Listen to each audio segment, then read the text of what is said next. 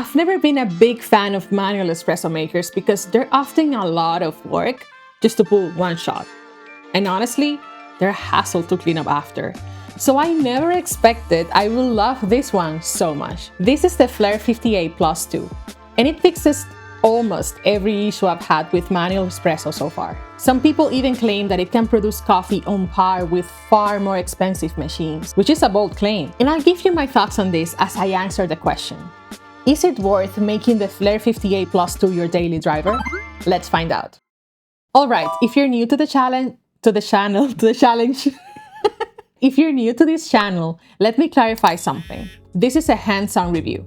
I actually use these machines every day, so my reviews come from that daily user perspective. The Flair 58 Plus 2 is their latest flagship model. It's a premium direct lever espresso maker that uses a full-size 58mm portafilter, just like commercial and even some home espresso machines. In contrast to other Flair models, the 58 family comes with a built-in preheat system for more stability. There are 3 settings in it: low, medium, and high, which preheat the brew cylinder to 85 degrees Celsius, ideal for darker roasts, 90 degrees for medium roasts, and 95 degrees for light roast. The Plus 2 adds some thoughtful upgrades to the previous version: a smaller power brick, hidden wiring, and a redesigned preheat controller that's now built into the base. Pretty awesome! It makes the machine look way cleaner. You get everything you need in the box: a bottomless portafilter with this walnut handle, 2 filter baskets for high and low flow, a pressure gauge, a magnetic mirror, a tamper, a drip tray, and this puck screen, which you should use at all times because it also acts as the shower head. But here's the thing that surprised me right out of the box. The machine is solid. It's mostly metal, with a good weight to it at 12 pounds. And the finish looks gorgeous in person. The die-cast aluminum frame in matte black with walnut accents? Yeah, like right up my alley. Everything feels premium, keeping that distinctive Flair design language, from the small aesthetic details to the smooth motion of the lever, the ergonomics, and the overall experience from assembling the machine to pulling a shot. The longer arm design helped me to easily reach 9 bars of pressure without feeling like I was gonna break something. It's definitely built like a tank, and it feels like it should last a lifetime if you take care of it. The only tiny complaint I have is that even though they made this, even though they make the power brick smaller, the cord is also more on the short end for my setup. This is not a deal breaker, especially if you have it in the kitchen with reachable plugs. But if you have it on a dedicated coffee bar like mine, you might need some sort of extension for this. Now, here's where this machine really started winning me over. Because yes, it's manual, but the workflow is surprisingly smooth. You plug it in, set your temperature, and let the group head preheat for about 5 minutes. While that's happening, you grind your beans, you prep your puck, as in any other machine, and you set your water to heat. The heating element here only keeps the brew head at temperature, but you still have to pour in hot water to brew. Once it's hot, everything feels intuitive. Pour water into the reservoir, lift the lever to let it re-infuse, and then you pull down slowly, watching the pressure gauge. You can see exactly how your shot is behaving, and you can adjust in real time. It really involves you into the craft, like you're literally pulling the shot and you can adjust as you go.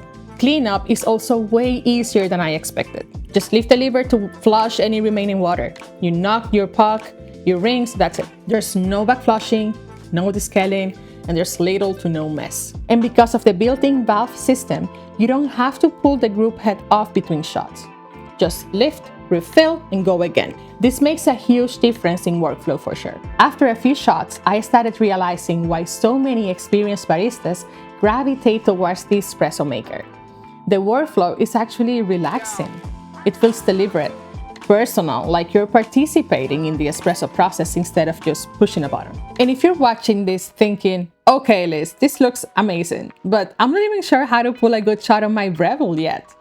This is exactly why I created my program Espresso Made Easy. It's a beginner-friendly, self-paced course that walks you through everything, from buying the right coffee beans to dialing in and making cafe-quality drinks at home. So if you have been frustrated with wasted beans, with sour shots, or espresso that you just never get to taste right, I will help you fix that. You can check it out using the link below after this video to learn more. And speaking of shots that taste right, the espresso quality from the Flair 58+2 is fairly impressive. I've pulled some of my best shots ever with this machine. The heated group head makes a huge difference, especially with lighter roasts. It's stable, it's consistent, and once you dial in your grind, the results are sweet, rich, and beautifully balanced. The 58mm basket means that you can use standard tools, standard doses, and you can really push extraction the way you would on any commercial machine. And since you're in control of the pressure, you can do little pressure profiles. You can do slow pre-infusions or even mimic commercial lever machine pulls. Honestly, I was surprised at how clean and syrupy my shots came out. There's something about having full control that makes it really satisfying. And it's pretty forgiving too. Even when I messed up the grind a little, when pulling my first shot, it was coming out a bit too slow as I kept pressing. So I just let the water sit for a moment and try again, ending up with a very decent cup. Allow me to demonstrate. I just plugged it in here and I'm gonna start the preheating. I'm using this medium roasted Brazilian from Got Coffee, so I'm just gonna set it to the second heat level. While it does that, we're gonna wet our beans and prepare a pot. I don't actually have this like dialed in from today, so let's just wait for the best. Put it all in, WDT, tap. This is the tamper that comes integrated with the Flair. When I first saw it, I'm like, okay, it doesn't weigh anything. This is also plain. I'm not gonna like it, but turns out it's actually pretty good. You can distribute a little bit, then you can press with your palm as opposed to using your wrist and your shoulder. I think that's pretty convenient and it looks awesome. Lock it in, a new cup. Again, fill up the chamber, fill up the full chamber, even if you're not gonna pull all that water. And now when you're done, bring the lever up and then slowly start to pull the shot.